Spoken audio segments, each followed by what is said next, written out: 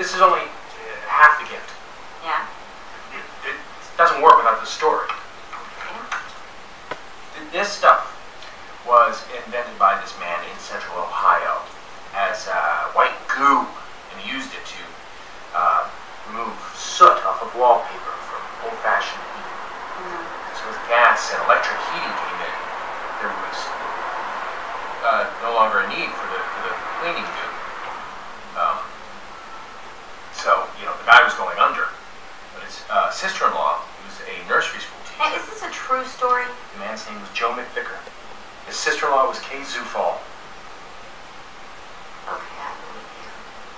So Kay Zufall discovered that her little kids liked squeezing the goo a lot more than hard modeling clay. So she suggested to her brother-in-law Joe